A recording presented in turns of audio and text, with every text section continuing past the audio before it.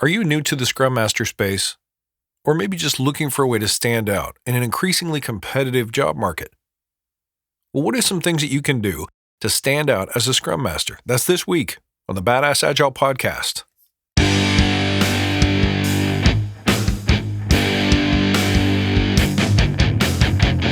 Greetings, team.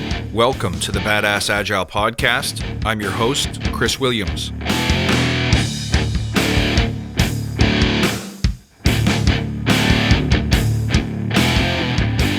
Hey everybody, welcome back. Thank you as always for following, for tuning in, for being a true believer. So great to see you here. Well, this week I got one of my favorite things, which is a coaching question. Someone really needs some specific help and has taken a little time to give me their backstory. These are my favorite kinds of emails because this represents a chance for me to add a ton of value for you guys. Now, before we dig in, let's take a moment to remember why we're here. To create an elite tribe of leaders who truly serve their clients and communities by doing what matters and what works, relentlessly chasing value and excellence like a badass. There's so many resources out there about what you need to do to be agile, but we focus on who you need to become in order to lead teams. So let's hammer down those fundamentals to create a unique and powerful force in this industry.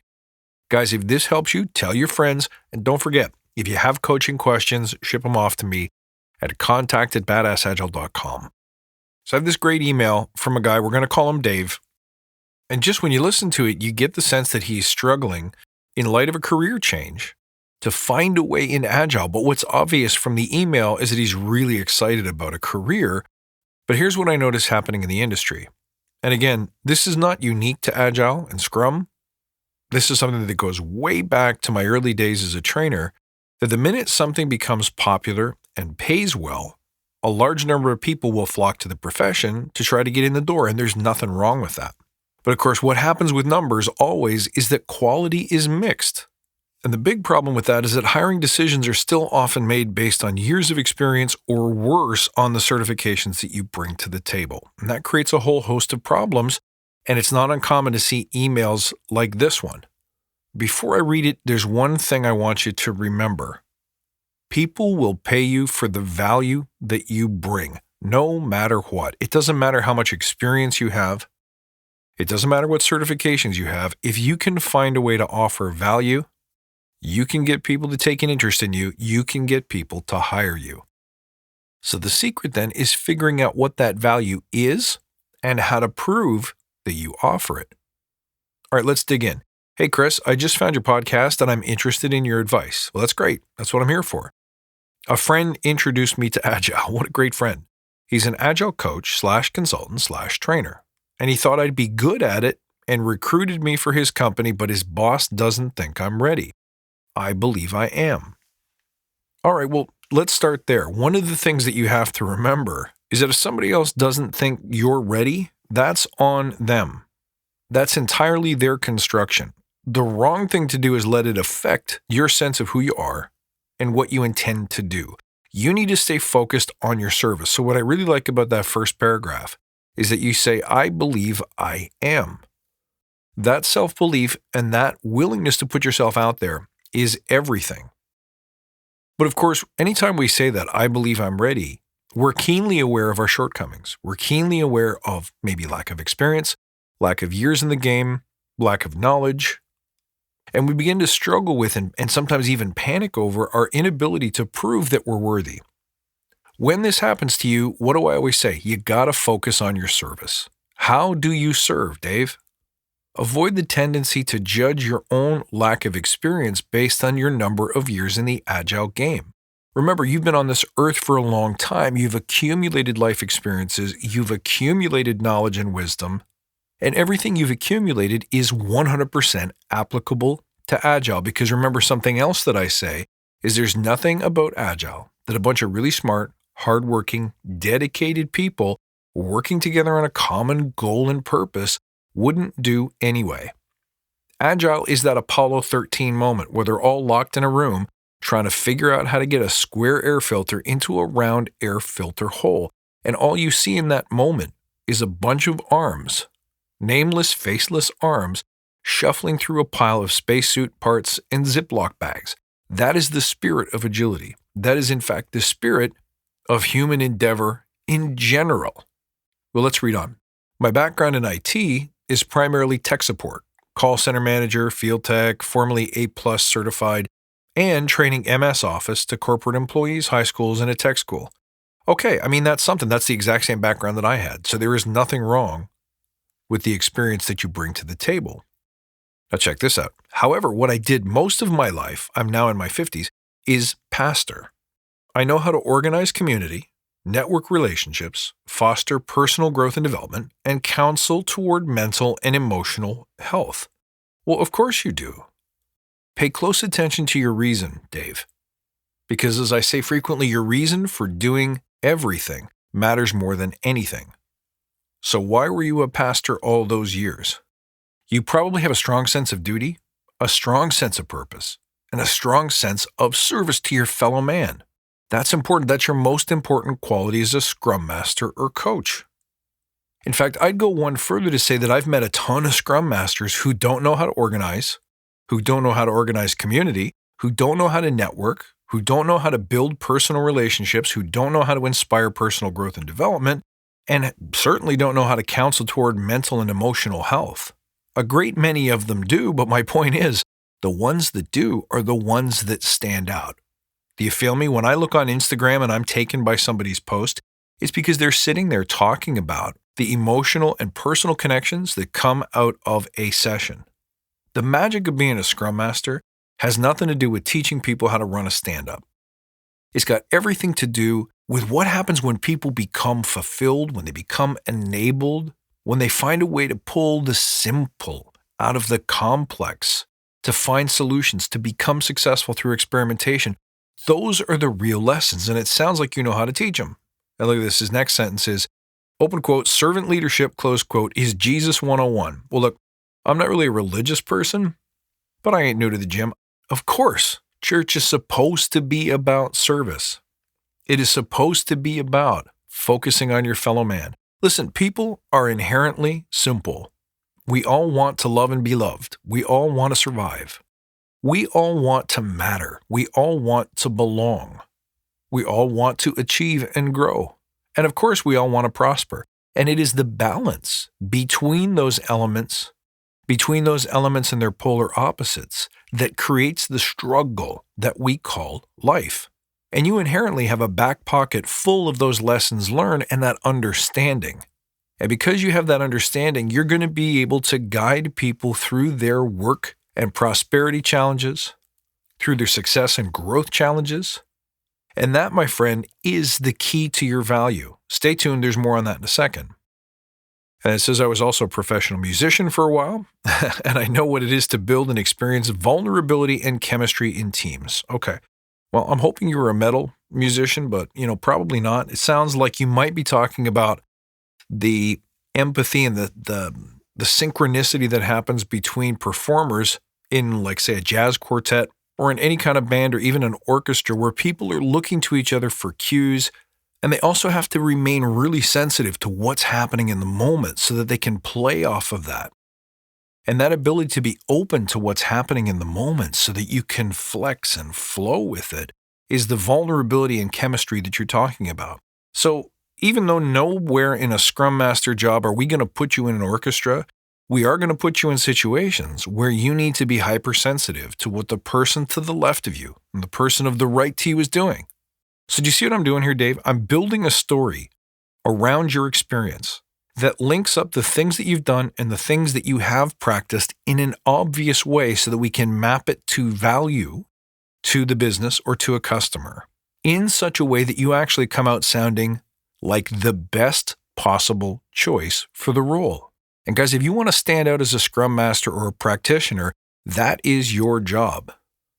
Okay, next paragraph says, but here I find myself having lost my faith, at a loss for a career, until my friend introduced me to Agile. It's something I'm excited about. I know I can train lean Agile principles and values. I've unknowingly applied them in my life for years. Do you see that? There is nothing about Agile that a bunch of smart, focused, hardworking people wouldn't do anyway. Think Apollo 13. But I've never been a developer nor worked in a Scrum environment. Well, good. I think that's awesome. You know why? Because I think what's coming next for Scrum is going to have precious little to do with development. I mean, let's be honest, we're now at the point where built into every smartphone is an app that connects other unrelated apps and orchestrates their actions into workflows.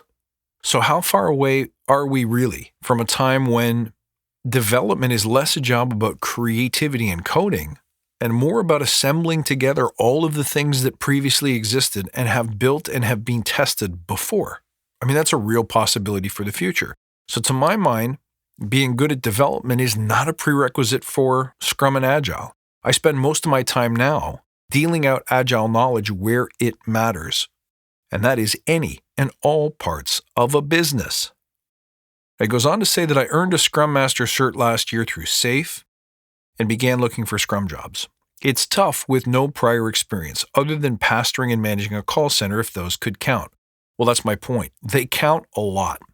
Your value, Dave, is bringing something to the table that 95% of other Scrum Masters may not be able to do. A pastor has to be empathetic. A pastor has to be observant.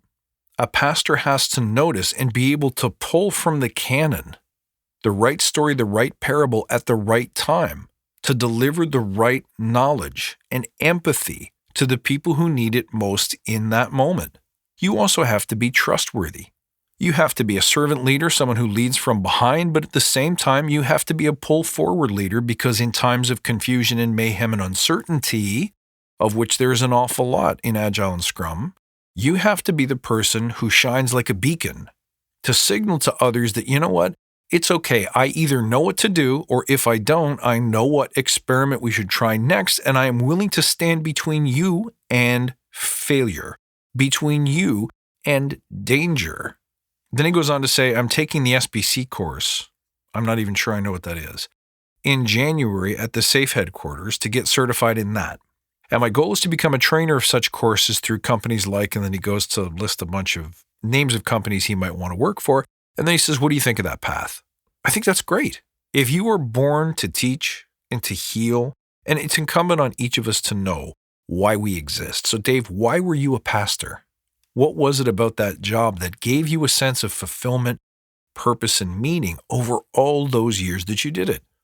Because if you look carefully, those qualities are exactly the kind of qualities that some companies need. Now, here's something to think about. Remember this as well. Not everyone will dig the message that you're putting out there. So if you focus on your pastoral abilities as a leader, as a shepherd, as a healer, as a listener, as a steward, some people aren't going to get it. Some people are going to look at your resume and say, I want someone who can show me numbers, who can show me the measurements with regard to profit or efficiency. Other people are going to say, show me the certifications. Those people don't get you, and that is okay. There is no such thing as a person who is perfect for every job. It just doesn't happen. You are perfect for a certain job, in a certain company, at a certain time. And what you need to be doing is putting the word out there to as many people as possible to increase your chances that you will connect with that right job and that right person at the right time. So more about that in a moment. Now be mindful of one thing. If you want to teach Scrum Mastering or SAFe or scaling or whatever you want to teach to people, they're going to appreciate that you have some experience and tales from the field to tell. But remember, you don't need to practice Scrum in a development shop. You may be able to, as you already said, merge what you did in the past as a pastor, as a call center leader, to Agile principles and values and behaviors. Put another way, if you think about it, all of us have been living Scrum and Agile every day. As long as we are service-oriented, as long as we are visionary, as long as we are focused, as long as we can prioritize, as long as you have stories to tell about how to inspect and adapt, how to embrace failure and embrace learning, then you are agile. Okay, and then he says, I was moved by your latest episode about being vulnerable, badass, and not wallowing in self-pity. Absolutely, man. You got to go. You got to lean on your team, and you got to know how to ask for help. Now, he says, I'm not on any team right now professionally, but I'm surrounded by a tremendous circle of friends who are fantastic people. Well, good. Lean on those folks.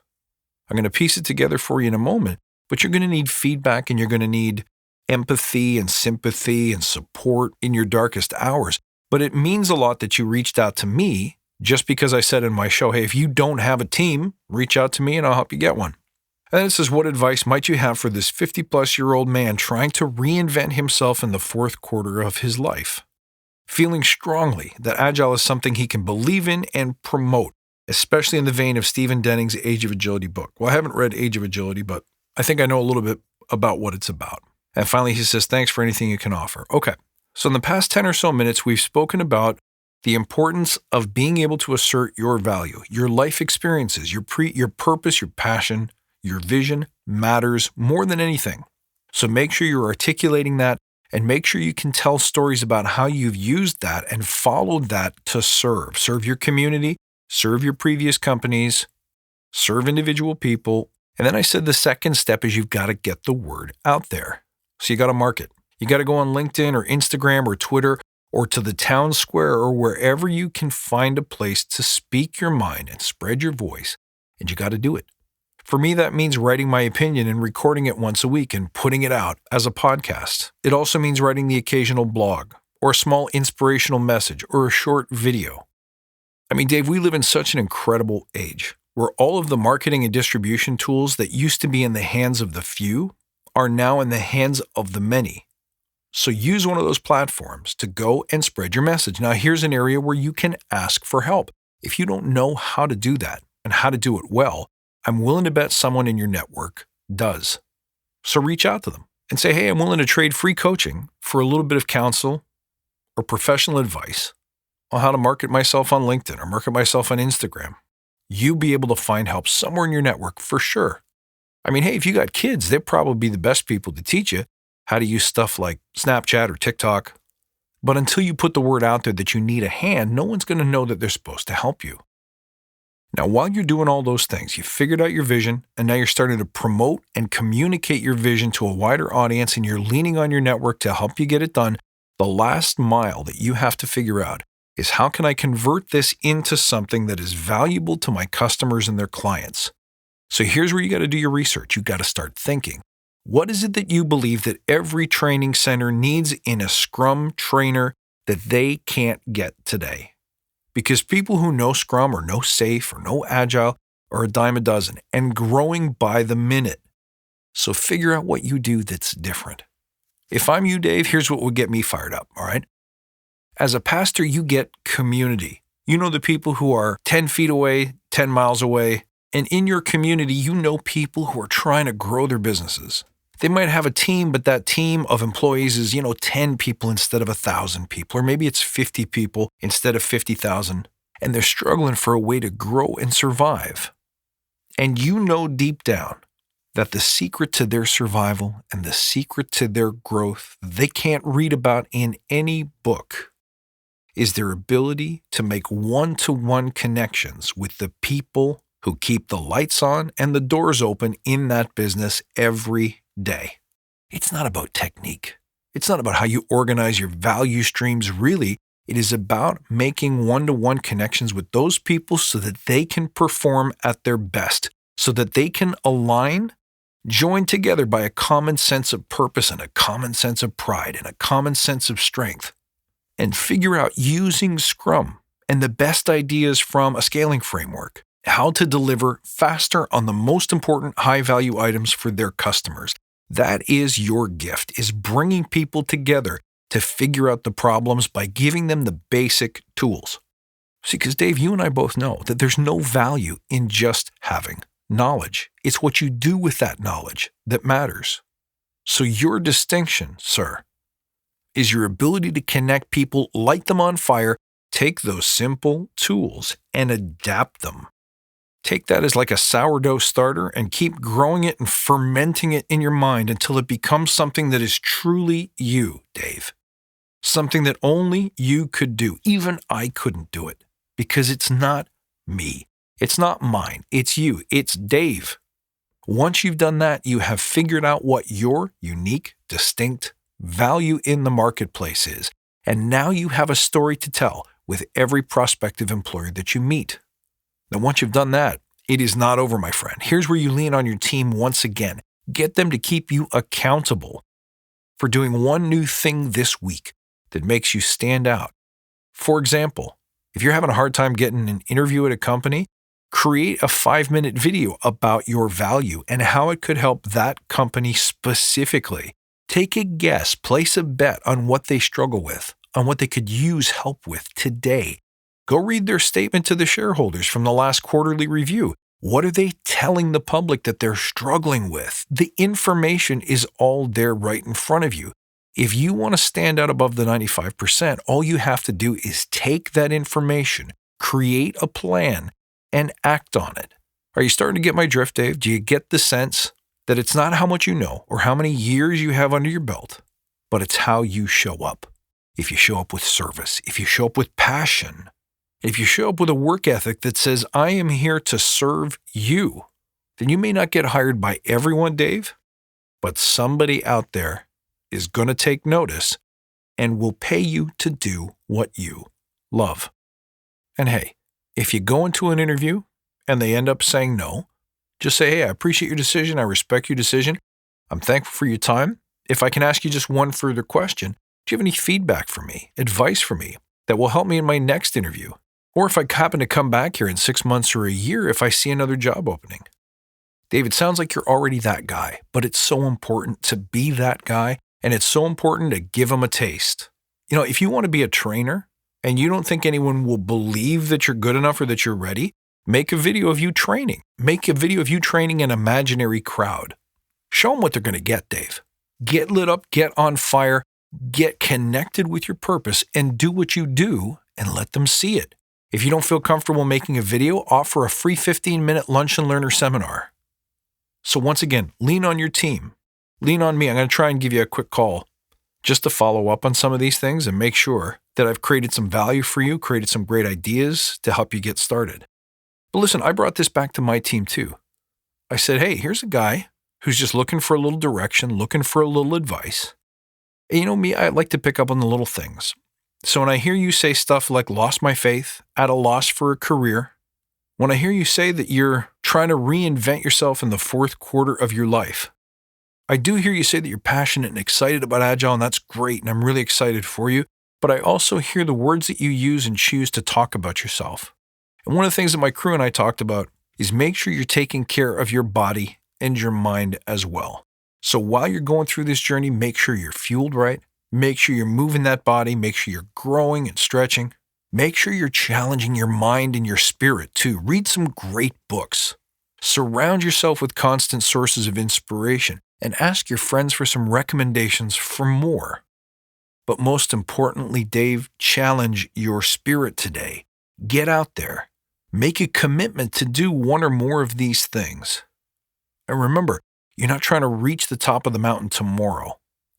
You're simply trying to make yourself 10%, 5%, even 1% better than you were yesterday. Move yourself that much closer to the goal by this time tomorrow. Now, if you do that again and again and again, over days and weeks and months, you won't recognize the person that you've become. But what you will recognize, Dave, is your infinite potential for growth, for excellence, and for meaning in this next phase of your life. My friends, I hope this helped. Thank you for listening. Thank you, Dave, for writing in that question. And thank you to my crew who helped me by looking at this letter and giving me their feedback and input before I went to tape. Guys, I love you because you're crazy. Thank you for being true believers. Thank you for tuning in. As always, you can reach me at badassagile.com. You can email me your questions at contact@badassagile.com. Find me on Twitter at @badass_agile. I look forward to seeing you next time. And until then, stay badass.